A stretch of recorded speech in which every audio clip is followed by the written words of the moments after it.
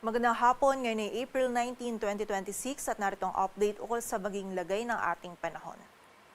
Si Bagyong Sinlaku ay nasa labas na po ng ating monitoring domain and wala na tayong minomonitor na bagyo or low pressure area sa loob at labas ng ating area of responsibility. Ridge of high pressure area pa rin yung nakakaapekto, ngunit dito na lamang sa area ng extreme northern Luzon. Patuloy pa rin po magiging mainit at maalinsangan yung ating panahon kung meron tayong mararanasan ng mga pag-ulan, mostly mga isolated rain showers or thunderstorms lamang, dala po pa rin ng mga localized thunderstorms.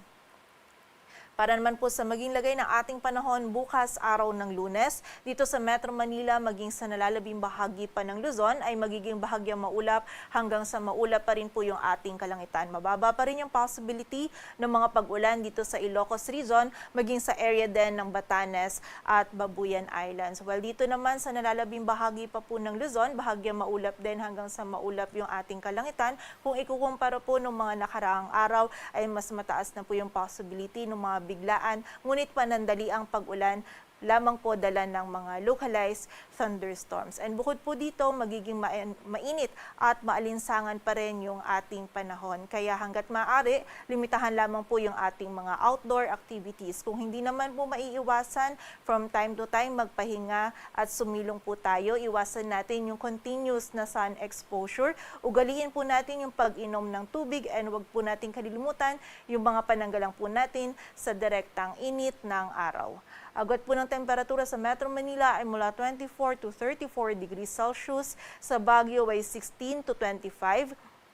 Dito sa area ng Tagaytay ay mula 21 to 31 degrees Celsius. Ang maximum temperature sa Lawag ay maaring umabot hanggang 33 degrees Celsius. Sa Legazpi ay 32 degrees Celsius at sa area naman po ng Tuguegarao, yung maximum temperature natin ay maaring umabot hanggang 37 degrees Celsius. Dito naman sa bahagi ng Palawan, maging sa buong bahagi ng Visayas at Mindanao, bahagyang maulap hanggang sa maulap din po yung ating kalangitan. Kung meron tayong mararanasan ng mga pag-ulan, yung mga isolated rain showers lamang, dala po ng mga localized thunderstorms. Agwat po ng temperatura dito sa Kalayaan Islands ay mula 26 to 28 to 32 degrees Celsius. Dito sa Puerto Princesa, Iloilo ay yung maximum temperature po natin maaaring umabot hanggang 33 degrees Celsius. Sa Cebu, Cagayan de Oro ay hanggang 32 degrees Celsius. Samantala dito naman sa area ng Zamboanga at Tacloban, maaari pong umabot hanggang 34 degrees Celsius at sa Davao naman ay mula 24 to 33 degrees Celsius. Sa lagay naman ng dagat baybayin ng ating bansa, wala po tayo nakataas na gale warning, kaya malay makapalaot yung mga kababayan nating mga isda, pati na rin yung may mga maliliit na sasakyang pandagat.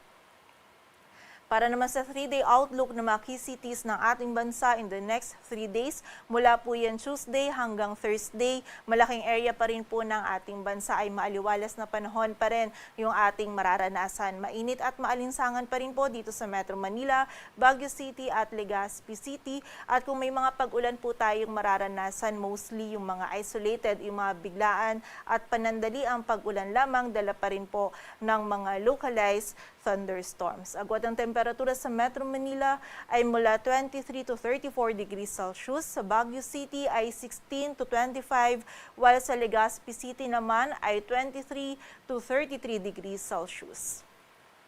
Dito naman sa area ng Visayas, partikular na po yan sa Metro Cebu, Iloilo City at Tacloban City, bahagyang maulap hanggang sa maulap din yung ating kalangitan. Mostly po kung may mga pag-ulan man tayong mararanasan, mga isolated rain showers lamang po, dala ng localized thunderstorms or ng easterlies. Agwat po ng temperatura sa Metro Cebu ay mula 25 to 31 degrees Celsius. Sa Iloilo City ay 24 to 33, while sa Tacloban City naman ay 24 to 33 degrees Celsius. Dito naman po sa area ng Metro Davao, Cagayan de Oro City at Zamboanga City, mostly po pagsapit ng hapon at gabi, possible na yung mga biglaan at mga panandaliang pag-ulan, pagkilat at pagkulog, dulot pa rin po yan ng mga localized thunderstorms. And during severe thunderstorms po, posible pa rin tayong makaranas ng mga katamtaman hanggang sa panandalian na malakas po na pag-ulan, kaya naman pag-iingat pa rin para sa ating mga kababayan. Agwat po ng temperatura sa Metro Davao ay mula 25 to 34 degrees Celsius, sa Cagayan de Oro City ay 23 to 32 at sa Zamboanga City naman ay 23 to 36 degrees Celsius. Dito sa Metro Manila, ang sunset natin ay mamayang 6:11 p.m. at ang sunrise naman ay bukas ng 5:40 a.m.